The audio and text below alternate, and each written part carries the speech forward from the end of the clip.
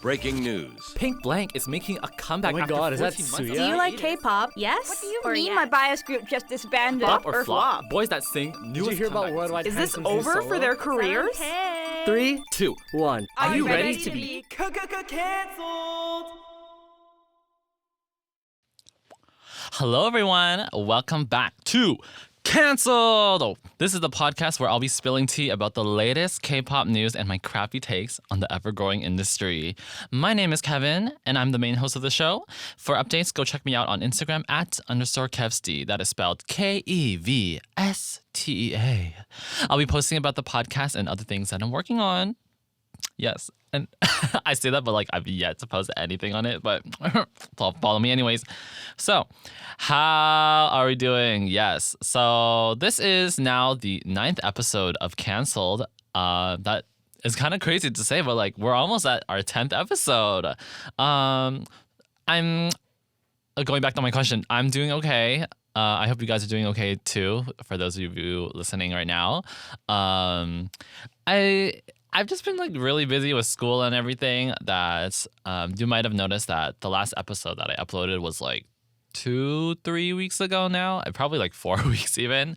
But that's just because, you know, I've been really busy with school. This is my last year at university and I've literally just had no time to record podcast episodes. But we got an interesting episode coming on for you right now because we're going to be talking about a lot of tea from new dating news. Yes, I know, more dating news from last week. We're going to talk about TikTok, yeah. K-pop, Twitter, TikTok. We're going to be doing the song review as usual, and we're going to have a spicy question at the end. So what's gonna happen with Cancelled? I need to talk about this because, you know, I've started Cancelled doing it for school at first, for my school's radio broadcasting station. But now that I'm gonna be graduating, like I won't have access to the fancy studios anymore and everything. But I'm not gonna let that stop me because I'm gonna continue Cancelled here on out, even outside of school, which makes me so happy to say because I really found a love for just yapping into the mic because I love yapping. I could talk literally for hours about K-pop, but, you know, I could talk about even more, I feel. So, with that being said, this will actually be the last episode of Cancelled with the Cancelled name. Yes, you heard that correct. So next time I'm uploading, there's going to be a slight rebrand. I'm going to be talking about topics beyond Cancelled. And I'm really excited because I have a whole list of ideas planned out already and also a vision for how my channel will look like in the future and how this podcast will look like in the future. So I'm really excited for you guys to see that, and I hope you guys check me out. Please check me out. Thank you. But once again, there's probably going to be a small little delay with the next episode coming out and future episodes as well because, you know, I'm graduating this and like I'm literally going to graduate in like a few months and few weeks actually. And I have like a final exam to write still. I have a final paper to write and a final project, and I just need to put everything that's not school related like aside for now and just focus on getting my assignments done because god damn, I'm like, this semester was definitely like the most packed out of all semesters that I've like taken at school. So yes, that's that. And anything else do I need to go through? I think that's it for that. Okay, so moving on to the Cancelled part of Cancelled. We're going to talk about some more dating news here. And I know I talked about dating news last week with Karina and Hermans. I already forgot his name. I'm so sorry. But it's just kind of crazy how many dating news are coming out. Like, whoever is in charge of that is like just exposing idols left and right. So recently, Jihyo and Young Sunbin was announced as a couple. I'm pretty sure from what I've read, like Jihyo didn't want this to be like a public thing. However, lo and behold, here it is being a public thing. But the reception this for this relationship was actually pretty positive. People were saying how, like Yun Sung Bin was like super attractive, like he's an athlete and like she has good taste in men. And then another Twice member also came out with a dating rumor, which is Chaehyung and Zion T. Also, once again, the reception was also pretty good, and everyone was saying, "Wow, like these men are like such a good fit for each of the girls because they match like each other's personalities, I guess." With Young Sun Bin being like super energetic and like athletic, and like I guess bringing up the relationship and bringing up Jiho as well. Like they're so happy together working out, and also Zion T with his like style and like fashion, like they're really similar with Chaehyung. So they clicked there, and I was like really happy to see that for the most part people were supportive of the relationship,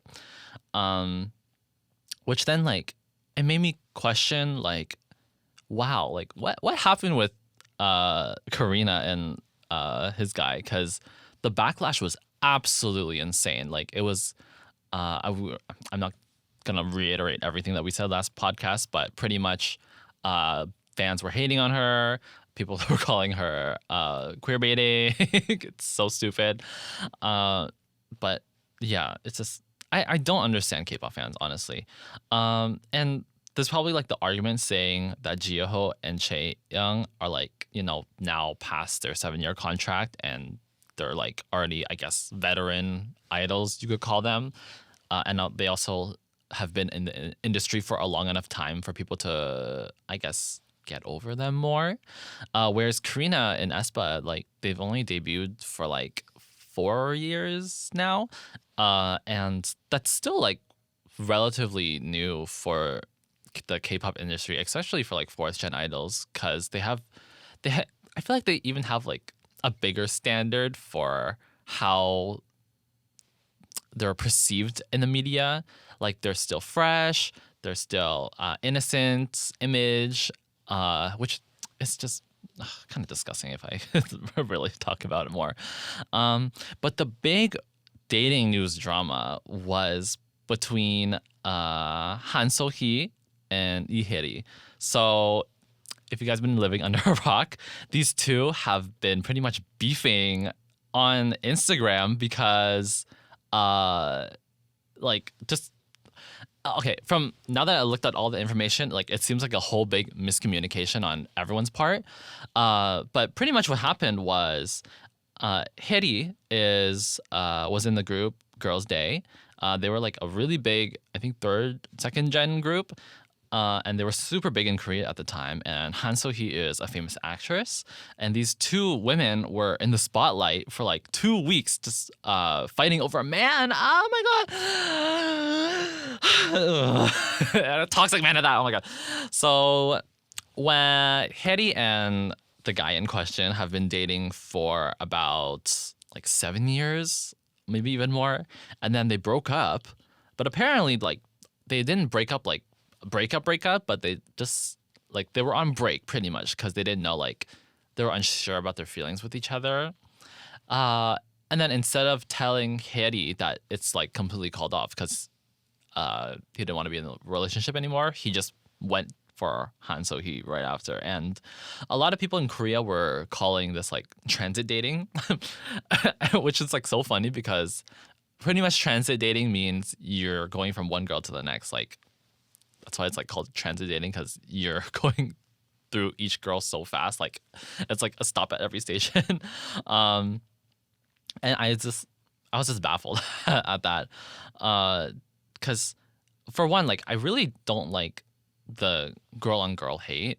I think it goes against everything like what feminism is, and also like I'm not saying like girls and girls can't hate each other, but like girls hating each other because of a man involved. Oh my god. I don't want to elaborate too more on it because it is their personal life, so I don't want to like give my personal take on it. But all I'm gonna say is this was tea. This was tea. A lot of people were super mad at like both of the girls because they were saying how they shouldn't have brought it up into the public in the first place. But like I understand both of the girls' position where like if some other girl is saying, or not just girl, but like some other person is saying crap about your relationship, then like obviously you want to defend yourself, right?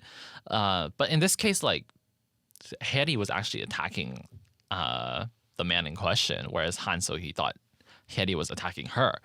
So yeah, just like a big miscommunication. And also there's a lot of people like discussing, just saying how they were like seeking drama, and they just wanted to create some buzz around the situation. But like for me, I would say I'm more on Hyeri's side, just because I do know her a bit better than Han So-hee. I haven't watched any of Han So-hee's dramas or know about her personality that much, honestly.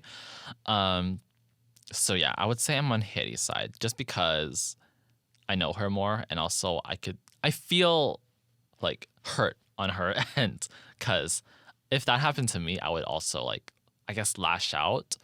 Obviously that wasn't the most mature thing to do in this situation, but I would be upset for real. And this just comes back to like the moral of the story of what we were saying last week, how when idols come out of their private relationships, it almost never ends in a good way, because you know there's the hardcore fans saying like, oh my god, like you shouldn't be dating, like you should if you are dating, keep your dating lives private, because fans are still thinking like you're innocent and like you're available. It's disgusting. It's disgusting. And then there's like the haters just like hating out and spewing out whatever misinformation necessary to like put a bad narrative on each of the girls and everyone involved. And also like the companies as well. Like there's such a demand of when an idol is coming out as a couple or a relationship. Like the company always like has to put out a statement, which I never understood. Like if they're dating and it's a rumor, I rather like the companies just leave it at that. Like yeah, it leaves the fans speculating in the end, but like also if you confirm it, that's just gonna make even bigger news of it, which I feel like the idols definitely don't want, because the idols just want to live quietly, and like the rumors will die off eventually. Like if they don't get seen in public and like people like paparazzi are not all over them, like they're gonna just, people won't care about them pretty much. But once the companies confirm that relationship, then like everyone's gonna be talking about it. Everyone's gonna flock in, write like really stupid articles about it, just saying like, oh, like they're so pretty together, or like, then you get the other half of the articles where it's like, oh, like they don't look good together, or oh, like they want to keep it private. Everyone should respect their privacy and everything. Which yeah, they should respect their privacy, but just don't make the articles in the first place as well, or maybe have the companies like, maybe have the fans be less demanding against the companies, saying that they need a statement. Which not everything in K-pop, like drama related, needs a statement, especially for dating news. Because if the idols make that choice to go public on it, I feel like they would do it on their Instagram, not have a company release a statement for them. And I think we've seen like the best examples of that when like actors reveal that they're getting married and stuff like that. I feel like that's like the best time, because then it's like you're pretty much revealing to the public that, oh, like this is official now, this is confirmed, like we're getting married, we're probably gonna have kids, we're gonna start a family. Whereas like if it's just like a few months or like years into the relationship, then the relationship, it's still pretty fresh, and like it puts such a big strain on the relationship, no matter who it is. Like even for like my friends, I find like when they come out with a relationship, like it puts like an immense pressure on them to like, I guess, look good, or I guess also appear relationship-y, which I don't like that standard. I think if you're in a relationship, like that should be like something intimate you guys keep between each other until like the future, when you guys know for sure that you guys are like the perfect fit for each other. Especially when it comes to like idols and famous people. Oh my god. I remember, this reminds me of like when One Direction and like Fifth Harmony were like the members were getting shipped together. It's kind of like the same idea, like not as bad because shipping between members is like super bad, but there was actually I saw a Twitter post on it how Louis was saying how was it Louis? It might be Louis, yeah. Louis and Hyeri were like getting shipped together a lot, and like that made them like extremely uncomfortable. And like he actually called out the fans, saying like you're pretty much delusional, period. And you are delusional, period. Like I have my own guilt of like shipping two members in the same group together. I won't name it, but like if you know, you know. And it's not healthy. Like you can ship them in your heart, but like don't put that ship on blast on social media, because then like maybe K-pop fans don't know this, but like your idols most likely have their own social media accounts as well. And I've seen so many instances like Matthew from Zero Base One saying like, oh yeah, I saw that tweet, or like Somi literally has her own Twitter, Uki from G Idol has Twitter. Like I'm just naming those few examples of the idols who have like pretty much confirmed it. But for the idols who don't, who haven't confirmed it, like I'm telling you right now, like they have their Twitter. There are people at their company are probably telling them like, hey, like you probably got popular for this on Twitter, like and everything. Like for example, like the Chaewon like situation, like yeah, like they know how big it is. And like Jungkook literally has TikTok. We know he has TikTok. He's commenting on people's stuff. Like he sees what we're seeing, and if that's the case, then like what happened to the respect between idols? What happened? Like what happened there? This barrier that like we think we can cross, but like they're human too. And this actually goes into my next topic actually, which is like K-pop takes on Twitter and TikTok are the stupidest shit I've ever seen. Like, okay, like I'm gonna call out a few of like these Twitter accounts because like not saying like you're completely bad, but I'm saying like some of your tweets are very unnecessary. Like there's Twitter accounts like Just Pop or Just Music.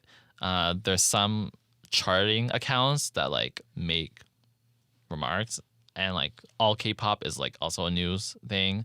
All K-pop is okay. Korea Boo is so biased. Same with Panchoa. Panchoa is so freaking biased, and all those like stan Twitter accounts who like like oh my god, it's crazy. It's pretty much, how do I say, like propaganda. Okay, I need to calm down. Okay. How are you guys doing? Oh my god. I'm getting worked up here because, you know, I use Twitter, I use Reddit like almost every day. Maybe that's probably bad for my health. I can feel like being bad for my health, but I use Twitter to Reddit mainly just to see like fan art. So I'm sorry. But these Twitter accounts they have like a history of pretty much tweeting things that are completely unrelated to what their account entails. So for example, it's Korea Boo, like they post about Korean entertainment and like news and everything, but is it really necessary to like say, oh, like X member from this group stuns in their upcoming comeback photos? It's like, for one, why are you soloing out one member? And two, like, are you getting paid? be for real though. Like, are you getting paid to like tweet these things? Because it's okay when it comes from like a stan account, but like when it's coming from an official account that's meant to be for news and just entertainment in general, like, is it really in your job description to tweet these things just for like engagement on Twitter? And it probably is just like that, just so that their account gets more traction. And then usually like when you like one thing from these accounts, then like you'll see like a whole like echo chamber of them. And that's pretty much what happens to me, because I started getting into the whole like K-pop Twitter. Like I really tried my best not to get on K-pop Twitter, but like I'm like, as you guys know, like I'm a super big G Idol fan, and like when they were on hiatus, like I pretty much like use Twitter every day to like cope with the fact that they were gone.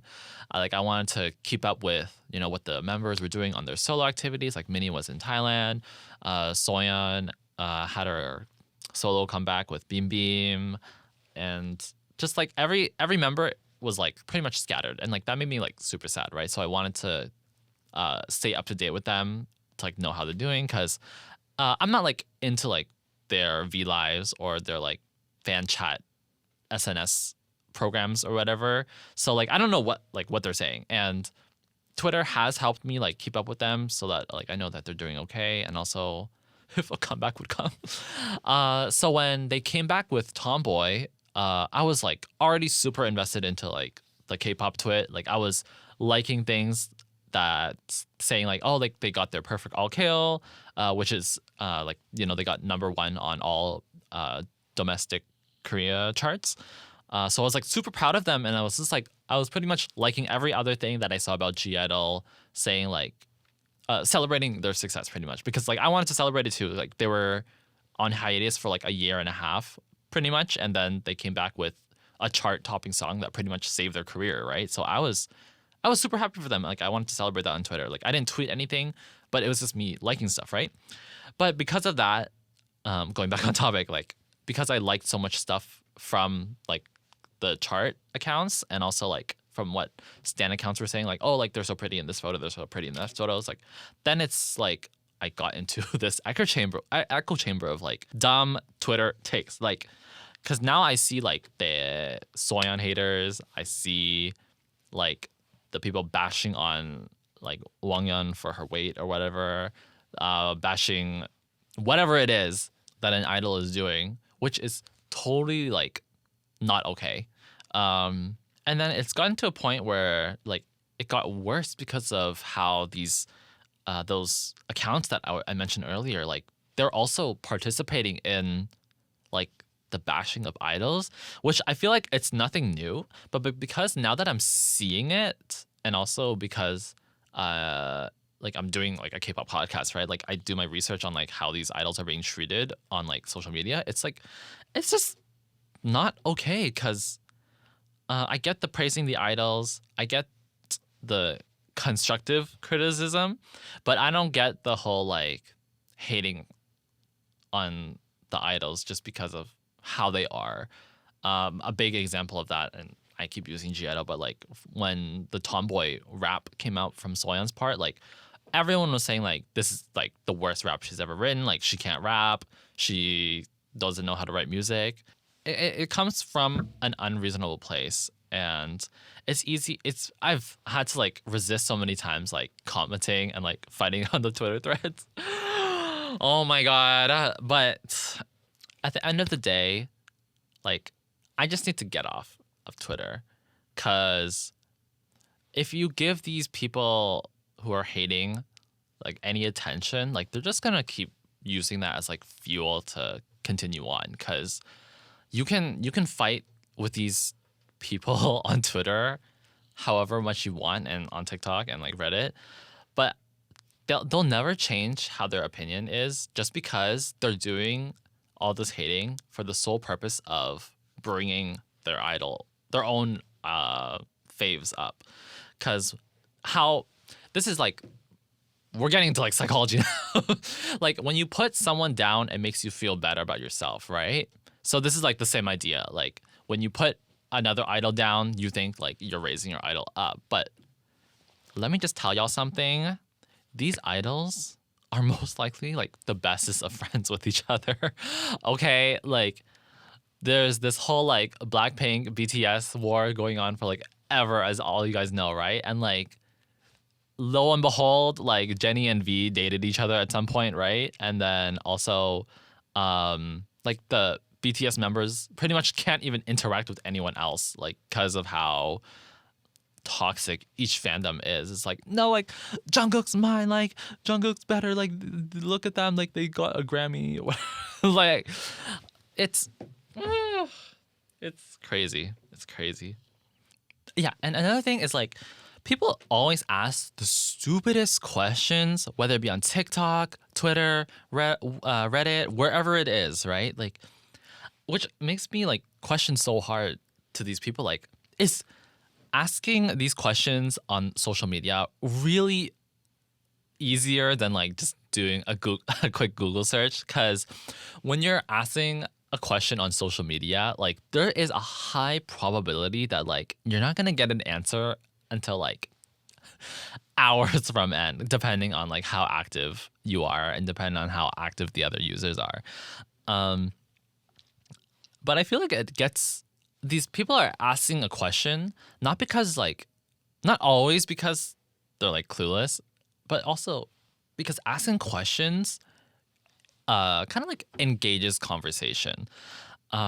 So for example, let's say there is an MR removed voice like encore thing, right? Because that's pretty common where people would take just the vocals out from a performance so that people can analyze their live vocal. And then when people are asking like, oh, is this lip synced? And then there's like a whole comment thread about how no, actually, like at this minute in time, like you could hear them breathing, so like it wasn't it wasn't lip sync, and actually like because of that, like they're better than Blackpink. Excuse me. It's what? How did we get from is this lip sync to better than Blackpink? Because anytime people ask a question, it doesn't even have to be a question, right? But people would just insert whatever it is to like make sure that their faves are known. It's and it bothers me because people like to engage so much into it. It's kind of crazy. People just one simple question can like fire like light up an ignition in someone like so much that like they have like essays writing in the comments, like having a literal war in there. And I was like, Mom, I'm scared. So that's that for the K-pop Twitter. I might have missed something I wanted to talk about, but we'll save that for a different time, I guess. So now we've made it to the music review segment. Sheesh. I'm sorry. We're gonna be reviewing BABYMONSTER's Sheesh. Sheesh. Okay. This is probably like the hottest take on the song that I've like ever reviewed on the podcast, because usually like whenever I bring up a song on the podcast, like usually it's with a guest, and also it's because like I'm really into the song. But this one might be a bit of a negative review. So BABYMONSTER, if you guys don't know, is a YG group. So coming from Blackpink, Big Bang, 21, Icon, Winner, yeah, Treasure, yeah. So big company, right? They are part of the Big Four. And a lot of people gave them really harsh criticism on their first song, Batter Up, because it was nothing new. It would follow the same YG style of like, you know, super strong pre-chorus into like a drop, into a rap verse, into like the chorus again, into the outro, because they never do like a final chorus and then outro. It's always outro with like something like super chanty, right? So a lot of people were saying with this song now, with Sheesh, like it's literally the same thing once again. So, you know, people are upset. They're saying their music, YG's music and style is just like falling out. It's like not trendy anymore. And like I will be honest, like I do agree with that, because when I was listening to Sheesh, like it felt like a continuation of where Blackpink came off of. And also like people said that the same thing about like 21 with Blackpink, right? It felt like all of Blackpink songs could be sung by 21. And like it could be a case where like because of the producers are similar in style, like, you know, Teddy produces everything for YG, but this time like for BABYMONSTERs, like they're not using Teddy. So, but it's still the same like style. So yeah, like eventually people are gonna get sick of this style of music. In my opinion, I do like the beat a lot. I'll give the producers that praise. But other than that, the lyrics were like super corny. There's this one lyric that I've written down here that's specific where it says, "This is a blessing to your ears, just dance to the music." Girl, be for real. I'm sorry. I'm gonna get canceled for real. This lyric, I swear, has been like said by every single rapper by YG ever. I don't know why, but like this line in particular reminds me of something like Jennie or Lisa probably rapped in like a previous Blackpink song, where they have this like obsession with like boasting about themselves and boasting about like the music that they're singing. They can't stop talking about themselves. Like they're so like self-centered, and I think like that also like breeds a certain fan base as well. I mean, if the formula works, then it works because people they got like what 900, not 900, like 90 million views on the music video already. So, yeah. And then some of the other lyrics were like really repeating excessively. Like they said like "sheesh" a lot because I mean that's the title of the song, right? But they keep saying that in the chorus. They say like "hi hi hi hi" and like the one part is what was it like, "rum pum pum click clack boom boom." They're just onomatopoeia. It's just sounds. There's no flow, I guess, to the rap. It's just like you give the rap part like to a female with like the lower tone, like, and then like it just sounds good, and then it's like people are just like, oh my god, like they did, and it's like, okay, whatever. But criticism aside, I did like the song on its own, like completely. Like you have to like remove all the bias. Like you have to remove the YG bias. You have to remove the fact that the members didn't write the song themselves. You have to remove the fact that these lyrics are super corny, and then you have to remove the fact that these idols are just like pretty versions of 21. So my opinion, I did like the rap line, like not the rap lyrics, but the rap line, because I do like Ruka's attitude was like really good. Same with Ahyun. I don't like Asa's flow too much and her tone. I know a lot of people would bash that against me. I'm so sorry, but I think Asa's voice is just like not for me because it's really like high pitched and it kind of like broke the flow a bit for me. I'm glad they put her on like the second part of the rap instead of like mixing her in with Ahyun and Ruka's part, because like Ahyun's and Ruka's part was 10 out of 10. And man, I really have a thing for like, sorry, I feel like I'm not talking to the mic anymore. I feel like I really have a thing for rappers who like have bangs, because the bangs just add like so much attitude for some reason. Like an exposed forehead, it's kind of like, like I don't know why, but I don't like seeing an exposed forehead on rappers.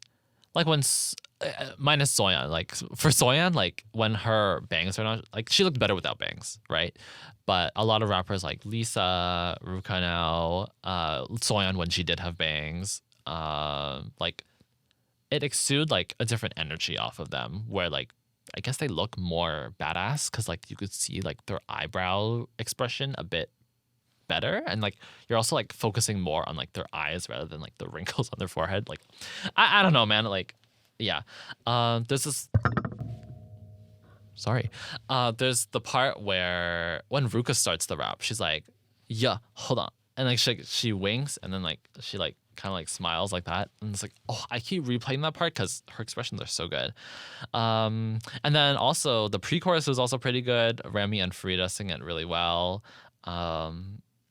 Dare I say, it just sounds like Jennie and not Jennie, Jisoo and Rose on the chorus. Sorry. And then another thing I want to mention, I actually did review Baby Monster's Batter Up when it first came out. Did I review it? Okay, I don't think I reviewed it, but like I was more like talking about it. And I did mention that like the group didn't feel like complete. But now with Ahyun back in the group, like the group definitely feels like more like a whole now. And I did feel like a better unison. And another thing that made me like really like the song was the choreo. The choreo actually has me on a chokehold because I love like sharp movements. So when they do like the part when it's like they extend the arm out like sheesh and like kind of like punching the air and then like putting their hands on their hips and just like stomping the ground like going sheesh sheesh with like the beat drop like boom boom. It was an eargasm. An eargasm and like an eyegasm. Yes, I invented those words. Okay, my last criticism is like I get that YG has a style, but as I was mentioning earlier with like Le Sserafim, like Le Sserafim is also like girl crush in a way. As like the whole concept of Le Sserafim is fearless, right? So they've developed like a tough girl sound and image to a point where it's like it doesn't seem like your typical girl crush like EDM beats, right? Whereas YG is still sticking with that. But I think like YG really needs to change in a way like similar like to like Le Sserafim where you have a whole image around like these baby monsters. That sounds kind of weird. I don't know why. So they need to give them the music that shows them like why they're monsters, not just this repeating sheesh sheesh and like the better up better up. Like they need to give them something that showcases like their expression better, something that showcases their vocal tones better. Because I know like they have the ability to sing really well, and also they have the YG training to back that up. So I just hope they don't turn up like a model group. And then, so for my final ranking of the song, usually I have Let It Play, Skip, Let It Play, Earworm, Head Bop, and then Runway Status. This is unfortunately like gonna be my lowest rank. It's most likely like an Earworm for me, which is not even that bad to say, but it's just not like nothing I haven't seen from YG do already. This feels like a Blackpink song that I'm gonna get canceled for this.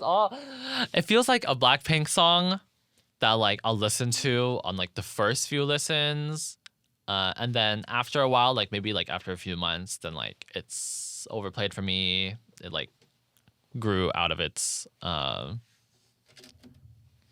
debut. What's it called? Like it lost its longevity like pretty fast, and I think that's gonna be the case for most people listening to this song. So we're reaching near the end of the podcast now, and usually I ask a spicy question. This one is gonna be like not too spicy, I would say. It's just gonna be like me like fantasizing about something. So my question is, why is there a lack of idol collaborations? Now, I know what y'all thinking. Okay, like, so I came up with this question because I was listening to Nobody. So it was the song collab between like Soyeon, Winter, and Liz for like this, I think it was like the Busan event or whatever.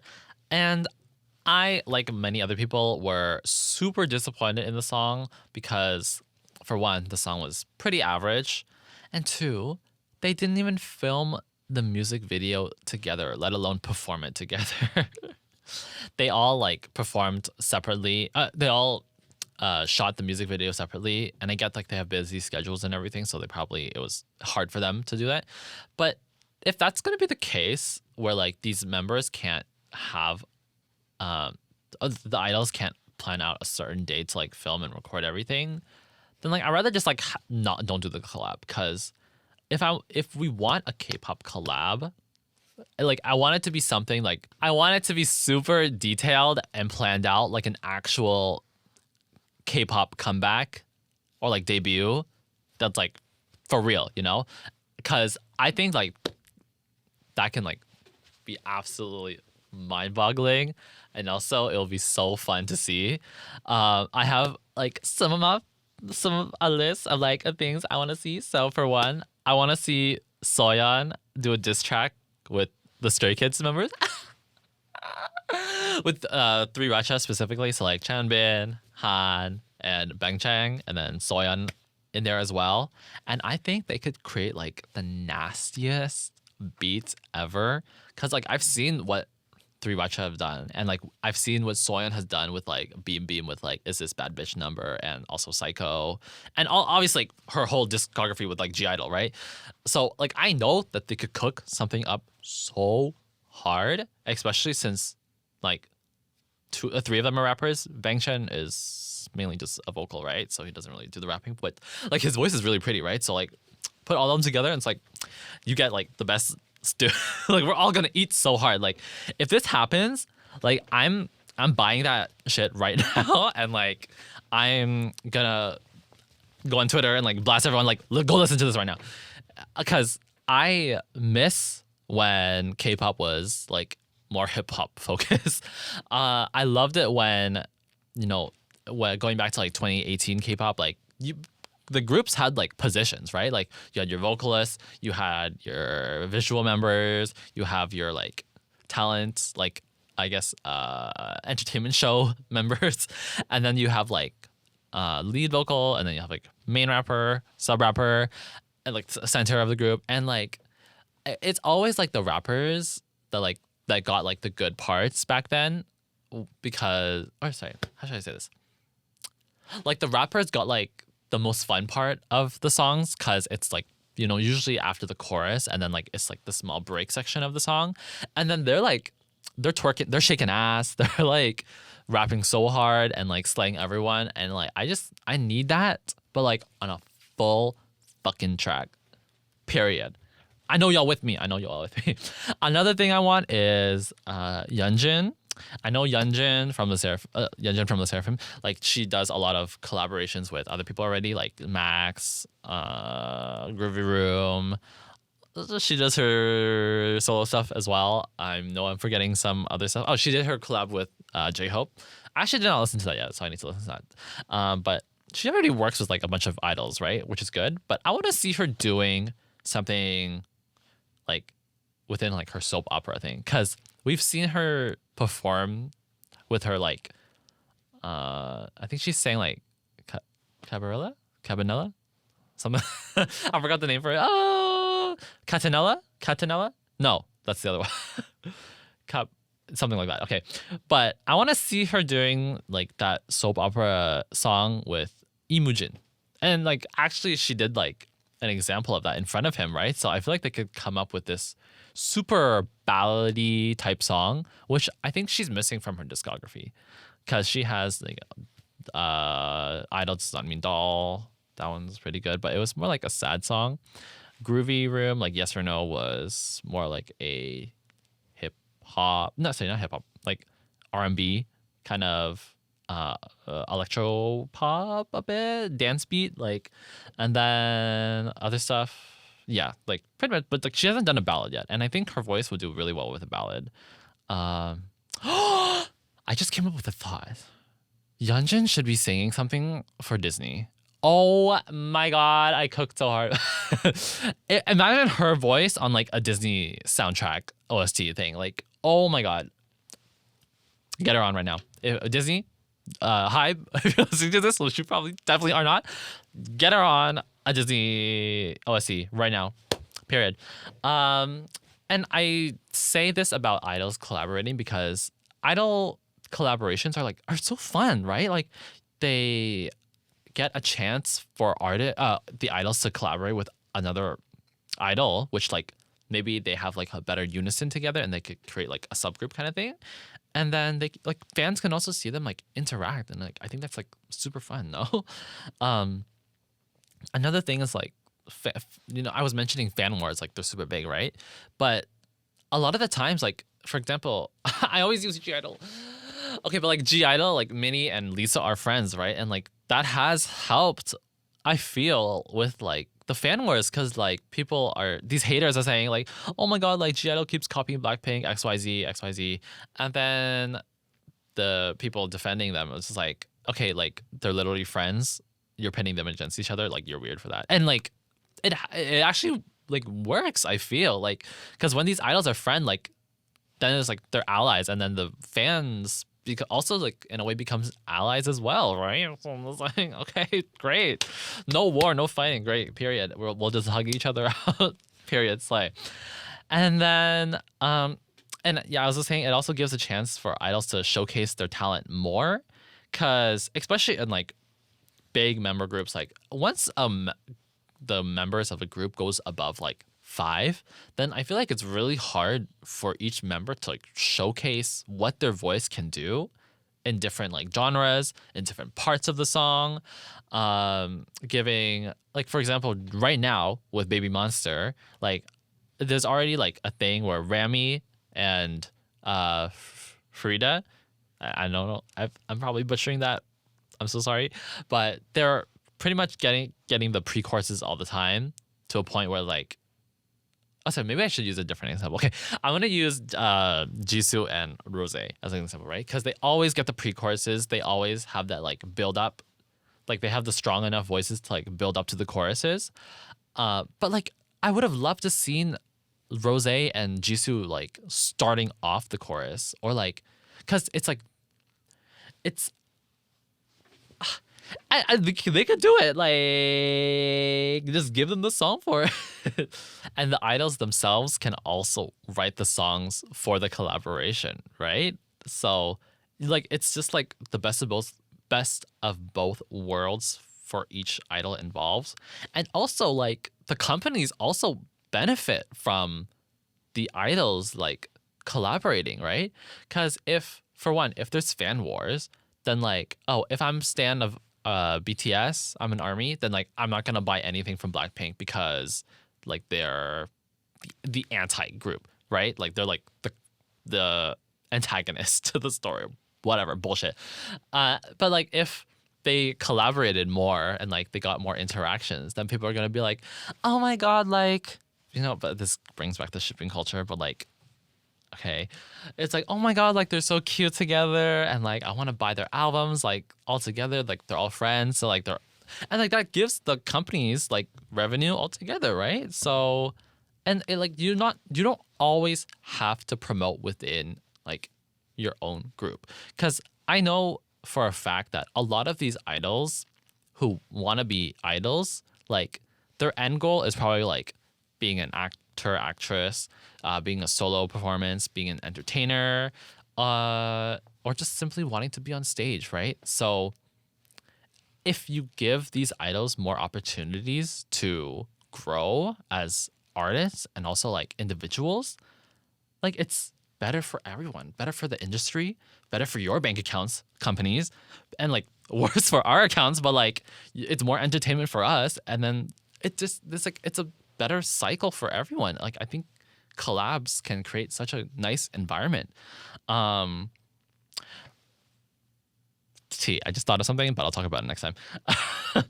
And along with that, a lot of these idols have the star power to do like solo stuff, but these companies are so stubborn and like, I guess they don't want to give free promotion to like the other groups, and like they don't want to like, I guess it's like, it's for them, the company has a mindset of like, this is a competition, right? And like that is like the right mindset that they should be having in order to like get the most revenue and also push out their artists without like anyone in between and like everyone elsewhere. But you know, it's, you guys are creating music, and I think that should be like loved and shared amongst everyone, even within like the idols should love them themselves.